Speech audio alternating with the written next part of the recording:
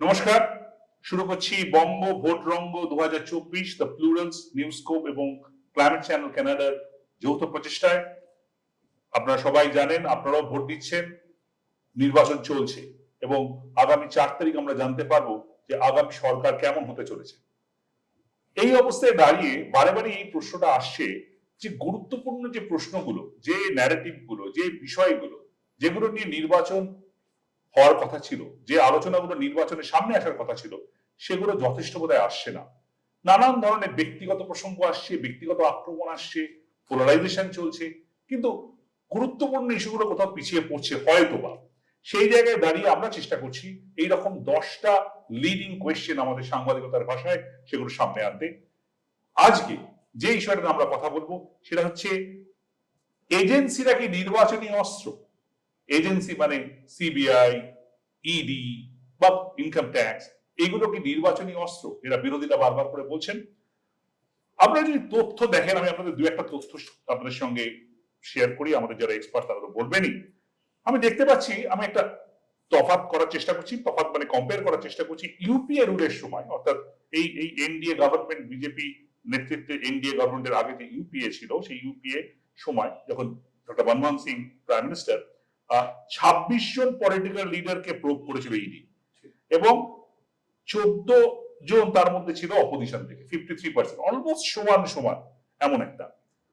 অন্যদিকে ইডির অপোজিশনটা এই গত 9 বছরে মোদী মানে নরেন্দ্র মোদীর প্রধানমন্ত্রীতে বেড়ে গিয়ে 121 জন পলিটিক্যাল লিডারকে ইনভেস্টিগেট করা হয়েছে টোটাল, তার মধ্যে 115 জন বিরোধী দল।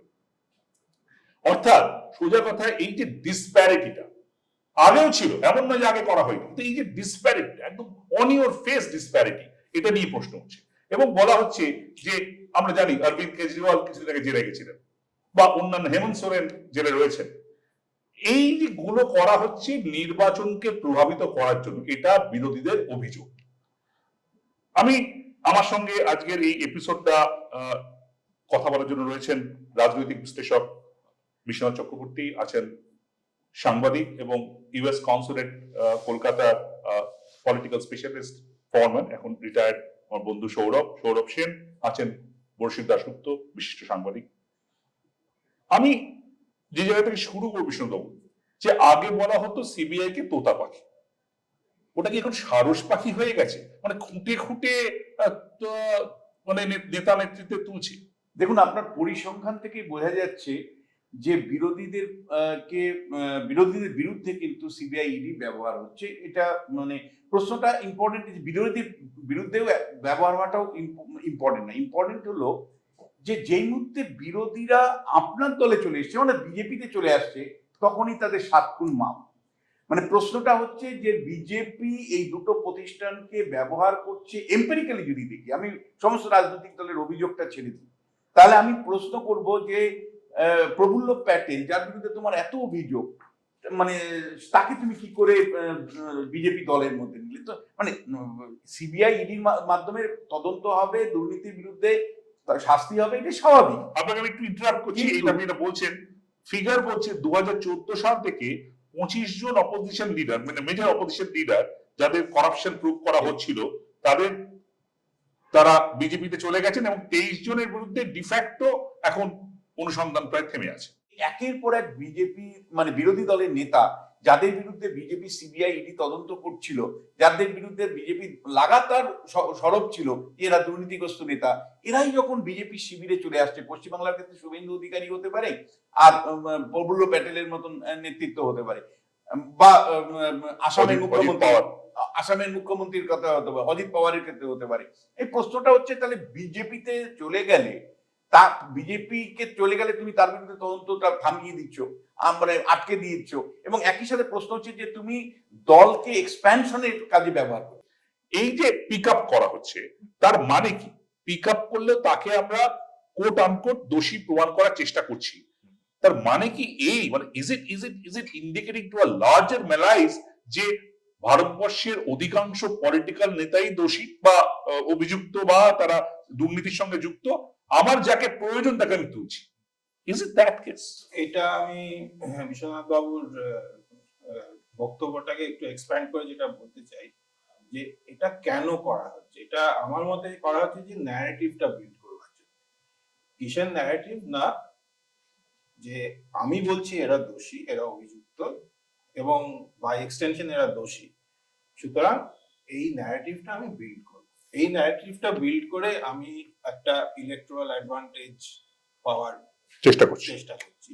এটা যেমন একটা দিক গেল, আরেকটা দিক হচ্ছে যে যারা এই ন্যারেটিভটা বিল্ড করছে তারা জানে যে এই ন্যারেটিভটা সাকসেসফুলি বিল্ড করা যেতে পারে, তার একটা অপশন আছে। তার মানে কি, এই ন্যারেটিভটা যারা শুনছে তাদের মধ্যে অনেকেই এটাকে মেনে নিচ্ছে। কেন মেনে নিচ্ছে? না, যেহেতু এটা সরকার পক্ষ বা সরকারি যারা যে দল পাওয়ারে আছে তারা বলছে, সুতরাং তারা একটা জোরের জায়গা থেকে বলছে, সুতরাং এই ন্যারেটিভটা একটা সাকসেসফুলি স্প্রেড করে। এখন এরা অ্যাকচুয়ালি দোষী কি দোষী না সে তো প্রমাণ সাপেক্ষ, আদালতে তার ইয়ে হবে। না, এখানে কিন্তু একটু আমি ইন্টারফেয়ার করছি যে দুটো ক্যাটাগরি। একটা ক্যাটাগরি হলো যে যারা দুর্নীতি করেছে, এইবার মানে তদন্তটা স্বতঃপ্রণোদিত ভাবে সিবিআই ইডি করছে পলিটিক্যাল পারপাসে, দুর্নীতিগ্রস্ত হতে পারে। আরেকটা হলো যে কোর্ট আদেশ দিচ্ছে। পশ্চিমবাংলার ক্ষেত্রে ব্যতিক্রম আমি বলছি, পশ্চিমবাংলায় এমন একটা দুর্নীতি ইস্যু নেই যেখানে সিবিআই ইডি করছে, যেগুলো কিন্তু কলকাতা হাইকোর্টের নির্দেশ ক্রমে। খুশিদা, এটা খুব ইন্টারেস্টিং। আমি আরেকটা ডেটা আপনার সঙ্গে শেয়ার করি যে ডিউরিং ইউপিএ যে কেসগুলো এই ধরনের ফাইল হয়েছে, মানে বিভিন্ন ইডি বা এজেন্সি দিয়ে, তার 93% গুলো মোটামুটি একটা চার্জশিট হয়েছে। এখানে যে ফিগার দেখতে পাচ্ছি যে এখানে সেই প্রসিকিউশনটা অনেক কম, অ্যারাউন্ড 30%। তার মানে কাউকে একটা অভিযুক্ত করে দেওয়া হচ্ছে, অভিযুক্ত করে দেওয়ার পর অভিযুক্ত হয়ে গেল, সে পারসেপশন অনুযায়ী খবরের কাগজে টেলিভিশনে সে অভিযুক্ত কোট আনকোট হয়ে গেল, তারপর আমি আর সেটা নিয়ে খুব বেশি ইন্টারেস্টেড নই। তো এটা কি অল পলিটিক্যাল? আমি একটা বিষয় যাই, এটা হয়তো সবাই খুব একটা জানি না, এই জিনিসটা একটু কেয়ারফুলি ভাবা উচিত যে এই যে সিবিআই যখন ইনকোয়ারি করছিল তখন কিন্তু খুব একটা বেরোছিল। আমি এগুলোর প্রয়োজন আছে, আমরা দেখতেই পাচ্ছি যে আমাদের কত করাপশন হয়েছে, সেটা এগুলোর প্রয়োজন আছে, কিন্তু মানে অপারেশনস গুলো দেখি অ্যাকচুয়ালি যখন এই বিষয়গুলো মানে আনার্থ হতে থাকলো, তখন কিন্তু যখন ইডি এলো, এনফোর্সমেন্ট ডাইরেক্টরেটে এই চেঞ্জ গুলো যেগুলো এসছে আমরা অতটা খেয়াল করি না। একটা বেসিক্যালি ওই ইউপিএর সময় হয়েছিল একটা নতুন জিনিস, তার মধ্যে অ্যাক্ট দেওয়া হয়েছিল যেটা হচ্ছে কি prevention of money laundering act 2002। কিন্তু এই যে মানে আমাদের নরেন্দ্র মোদী গভর্নমেন্ট, সে কিন্তু এই রিসেন্ট টাইমসে ওর কিছু কিছু অ্যামেন্ডমেন্ট এনেছে।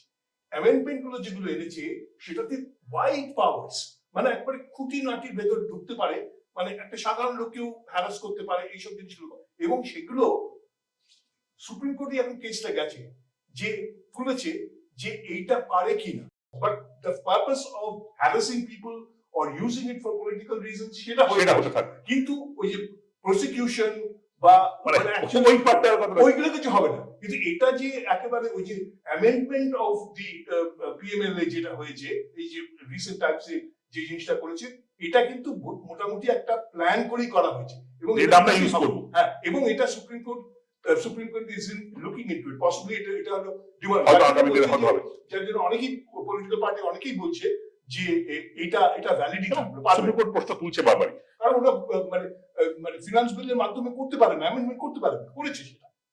Very fascinating. এবং বিশেষ এখানে আরেকটা, আমি পলিটিক্সে আসি, এটা তো শুধু পশ্চিমবঙ্গ নয়, সারা ভারতবর্ষ ধরেই হচ্ছে। এটা যেমন একদিকে আমি ধরে নিচ্ছি বিজেপি কে বা রুলিং ডিসপেনশনকে কিছু অ্যাডভান্টেজ দিচ্ছে, তারা কংগ্রেসের হঠাৎ অ্যাকাউন্ট ফ্রিজ করে দিল, তারা কেজরিওয়ালকে ভেতরে জেলে ঢুকিয়ে দিল, হেমন্ত সোরেনকে ঢুকিয়ে দিল, অর্থাৎ মেজর পলিটিক্যাল লিডার যারা আমার এগেনস্টে আছে তাদেরকে আমি পুশব্যাক করলাম। উল্টো দিকে হচ্ছে এর একটা কাউন্টার হচ্ছে তো, যে সারা ভারতবর্ষ জুড়েই সাধারণ মানুষের যে প্রশ্নটা আমরা এই স্টুডিওতে বসে বলছি, সাধারণ মানুষের মনেও তো এই প্রশ্নটা উঠছে যে দেখেছো এরা সবাইকে জেলে পুরে দিয়ে নির্বাচন জিততে চলছে। আমি অনেকের সাথে কথা বলতে গিয়ে দেখেছি যে যখন ওই গত পার্লামেন্টে প্রায় রেকর্ড সংখ্যক পার্লামেন্টারিয়ানকে বের করে দিয়ে বিল পাস করা হলো, মানুষ বলছে ওই জন্যই তো বের করে দিয়েছিল যাতে বিলটা পাস করা যায়। তো এই একটা কাউন্টার পপুলার ন্যারেটিভও তৈরি হচ্ছে এটার এগেইনস্টে।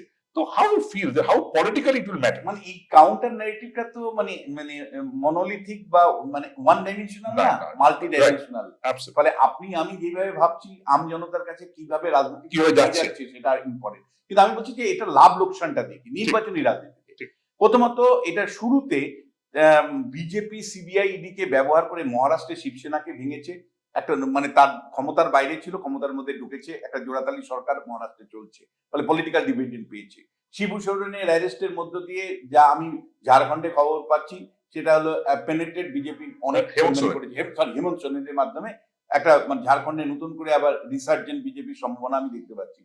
আবার পশ্চিমবাংলায় কিন্তু সিবিআই ইডির মাধ্যমে একের পর এক মন্ত্রী নেতারা যদি জেলে না যেতে আজকে তৃণমূল কংগ্রেসের মোরালদের ডাউন হয়ে আছে, সেটা ডেফিনেটলি তাদের পলিটিক্যাল অ্যাডভান্টেজ বিজেপি কিছুটা হলেও দিবে।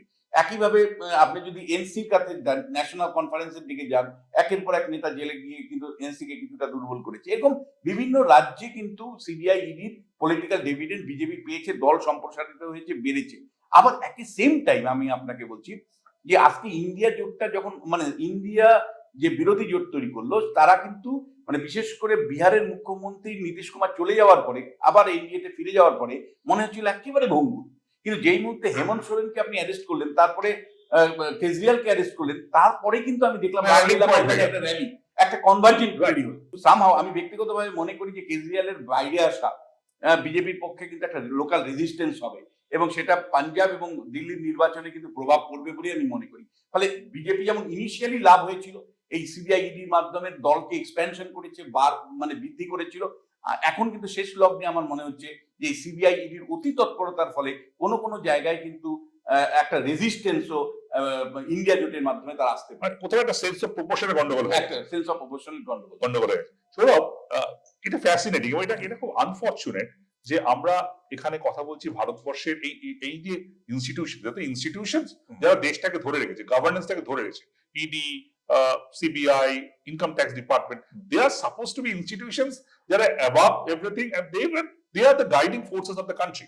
তাদেরকে নিয়ে ক্রিটিক্যালি কমেন্ট হচ্ছে, সত্যি মিথ্যে অন্য কথা, কিন্তু ক্রিটিক্যালি কমেন্ট পাবলিক স্পেসে হচ্ছে। তুমি you know around the world, সারা পৃথিবীতেই নেতারা চান বিভিন্ন এজেন্সিকে নিজের মতো কাজে লাগাতে। ইউএস ইলেকশন বা ইউএসএ তো হয়। What's happening in other major democracies? ওই প্রসঙ্গটা যাওয়ার আগে আমি জাস্ট একটা অ্যাড করতে চাই বিশ্বনাথ বাবুর কথায়, সেটা হচ্ছে যে এই প্রসেসটার ফলে, রাজনৈতিক উদ্দেশ্যে ব্যবহার করার ফলে, যেটা আরেকটা জিনিস হচ্ছে যে ক্রেডিবিলিটি অফ দিস ইনস্টিটিউশন, এগুলো অত্যন্ত মানে হ্যাম্পার্ড হচ্ছে, যেটা ফলে এই যে রিসার্জেন্ট অপোজিশনরা বা রিসার্জেন্ট, এটা তো ল্যাক অফ ক্রেডিবিলিটি থেকেই তো এই রিসার্জেন্সটা আসছে। অনেকেই বলছে যে এটা কি হচ্ছে, এটা খালি সরকার পক্ষই ভালো। সুপ্রিম কোর্ট বলেছে, সুপ্রিম কোর্ট কেজরিওয়ালকে রেহাই কেন দিল? বলো না ওনারও অধিকার আছে, গণতান্ত্রিক অধিকার আছে। ইলেকশন চলছে, হ্যাঁ চলছে, আপনি ইলেকশন পিরিয়ডে অ্যারেস্ট করতেন কেন? এই প্রশ্নটা আসছে। এবার কামিং ব্যাক টু আপনার যে প্রশ্নটা, সেটা হচ্ছে যে আমি যে সরকারে কাজ করেছি সেখানে না অনেক রকম চেক অ্যান্ড ব্যালেন্স ছিল, and foremost among them was the legislative check and balance. এই সংস্থাগুলোর ডাইরেক্টর যারা যারা লিডারশিপ পজিশনে আছে তাদের কিন্তু হাউস কমিটির কাছে টেস্টিফাই করতে হয়, এবং সেখানে টেস্টিফাই করা কিন্তু মানে বেশ চোখা প্রশ্নেরই উত্তর দিতে হয়। তার ফলে যেটা হচ্ছে যে এই টেস্টিফাইং প্রসেসের মধ্যে দিয়ে একটা ন্যারেটিভ তৈরি হচ্ছে, যে অ্যাডমিনিস্ট্রেটিভ অ্যাকশনস গুলো হচ্ছে তার মাধ্যমে একটা ন্যারেটিভ তৈরি হচ্ছে, এবার যে জুডিশিয়াল প্রসেস আছে তার মাধ্যমে একটা ন্যারেটিভ হচ্ছে, ইভেনচুয়ালি পাবলিক লাইফে গিয়ে এই ন্যারেটিভ গুলোকে কিরকম ভাবে প্লে আউট করছে, তার ফলে একটা পাবলিক স্পেসে একটা চেক অ্যান্ড ব্যালেন্স তৈরি হচ্ছে। এবং মিসইউজ, আমি বলবো মিসইউজ অফ দি এজেন্সিস, আবার কেউ অ্যাবিউজও বলতে পারে। এবং সেটাই হচ্ছে এবং এতে আমি অন্তত আমি যেরকম শিক্ষার ব্যাপারে বলছিলাম যে এটা লং টার্ম ড্যামেজ হচ্ছে। উনি যেটা বললেন যে একটা ক্রেডিবিলিটির প্রশ্ন উঠছে, এই যে এজেন্সিস গুলো যে জিনিস করছে, যে হ্যাঁ হতে পারে খুব ডমিনেটিং যদি পলিটিশিয়ান থাকে সেখানে হয়তো একটু you bend yourself a little. আমাদের যেটা দেখা যাচ্ছে they are crawling, the agencies are now on their knees. আমরা এখন পর্যন্ত আমরা বলছি, মাঝে মাঝে প্রশ্ন ওঠে বটে, আমরা এখন পর্যন্ত জুডিশিয়ারিটাকে এখনো দাঁড়িয়ে আছে সেটাই, rest is gone. Rest is গন। হ্যাঁ। আমি নাম বলছি না, এক্স নেতা ওয়াই অফিসারের কাছে গেছেন, পরের দিন জেড এর বিরুদ্ধে কমপ্লেন হচ্ছে, এবং জয়রাম রমেশ কংগ্রেসের মুখপাত্র, তিনি এটা খুব ইন্টারেস্টিং কথা বলেছেন, সেটা ইলেকটোরাল বন্ড সম্বন্ধে। এবং এটাও একটা প্রশ্ন যে ইলেকটোরাল বন্ড বেরোনোর পরে এই whole discourse about the corruption has it been completely gone diluted or not. কিন্তু আমি বলছি, উনি বলেছিলেন যে মানে prepaid, postpaid and post rate, এবং আমি যদি ওইটাকে এই এই এই কনটেক্সটে ধরি তাহলে অন্যরকম হয়। এটাকে is it going to serve BJP the election, মানে কি মনে হয় এই নির্বাচনে কতটা ডিভিডেন্ড দিতে পারে এই পার্টিকুলার দেখুন, এটা এজেন্সি? মানে কোনো মেটা ন্যারেটিভ, সত্যি অস্ত্র কিনা নাকি ভোতা অস্ত্র? আমি বলছি মেটা ন্যারেটিভ করতে রাজি নই। যেমন ধরুন, পশ্চিমবাংলায় লোকেরা, আমি কথা বলে দেখেছি, লোকে বলে যে পাত্র জেলে গেছে, বেশ করেছে, দুর্নীতি করবে না তো জেল যাবে। কিন্তু একই কথা কি অরবিন্দ কেজরিওয়ালের ক্ষেত্রে বলছে? আমার মনে হয় না। ফলে ভিন্ন ভিন্ন দৃষ্টিকোণ আছে ভোটারদের, মানে তাদের অভিজ্ঞতার নিরিখে কিন্তু তারা বিচার করে। ব্যক্তিগত অভিজ্ঞতা মানে আমি বলছি, যে মানুষটার 100 দিনের কাজের দুর্নীতির শিকার হয়েছে, যে মানুষটাকে বলা হয়েছিল 1,20,000 টাকা তোমাকে আবাস যোজনায় দেবো, কিন্তু দেয়নি, বা যে তৃণমূল নেতা বা শাসক দল মানে দুর্নীতির সাথে যুক্ত আছে, তার অভিজ্ঞতা কাছের মানুষ যখন দেখেছে, তখন কিন্তু এজেন্সির এই মানে অতি তৎপরতা, যাই বলুন না কেন, বা তৃণমূলের নেতাদের বিরুদ্ধে যে ব্যবস্থা নিচ্ছে, এগুলো কিন্তু লোকে উচ্ছ্বসিত হচ্ছে। এটা ওয়েস্ট বেঙ্গলের এক্সপিরিয়েন্স। আবার অন্য জায়গায় আরেক রকম এক্সপিরিয়েন্স, যেখানে পলিটিক্যালি ব্যবহার হচ্ছে। বিশেষ করে মহারাষ্ট্রে আমি বলবো, মহারাষ্ট্রের মানুষ কিন্তু তিতি বিরক্ত, রেজাল্ট কিন্তু বিজেপির অনেকটাই ক্ষতি হবে মনে হয়। হ্যাঁ, এতই ডাইভার্স যে এক্সপিরিয়েন্স গুলো, ওই যেটা বিশ্বনাথ বললেন যে এটা লোকালি তাদের এক্সপিরিয়েন্স কি, তাদের পার্সোনাল এক্সপিরিয়েন্স কি, তার উপরে ডিপেন্ড করবে, যে কারণে ওই একটা জেনারেলাইজ করা আমার মনে হয় না সম্ভব। বুঝলি, আপনি এগ্রি করছেন?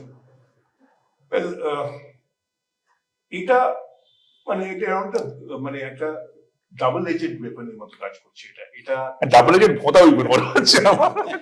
কোনো পরিষ্কার হ্যাঁ পরিষ্কার না এই আলোচনা থেকে উঠে আসেনি। সবাই কিন্তু একমত, হয়তো কোথাও অস্ত্র কোথাও অস্ত্র না, কোথাও খানিকটা ভোতা অস্ত্র, কিন্তু এটা পরিষ্কার যে এটা খুব পরিষ্কার, যেভাবে হয়তো মানে কেন্দ্রের সরকার ভাবছিলেন বা পলিটিক্যাল পার্টি ভাবছিল যে এটা খুব একটা স্ট্রং উইপন হিসেবে অপারেট করবে, হয়তো তারা রিজিউম করছিলেন, সেটা হয়তো হবে না। এটা কোথাও অপারেট করবে, কোথাও কাউন্টার ন্যারেটিভ তৈরি হবে, যেরকম বলছেন মহারাষ্ট্রের কথা বা অন্য জায়গার কথা, দিল্লির কথা। সব মিলিয়ে এজেন্সি ইজ অ্যান এক্সপেরিমেন্ট, যে এক্সপেরিমেন্টটা ওদের খানিকটা ডিমনিটাইজেশনের মতোই খুব সাংঘাতিক ডিভিডেন্ড দেবে না। এটাই আজকের আলোচনা থেকে বেরিয়ে এলো। অনেক ধন্যবাদ সবাই।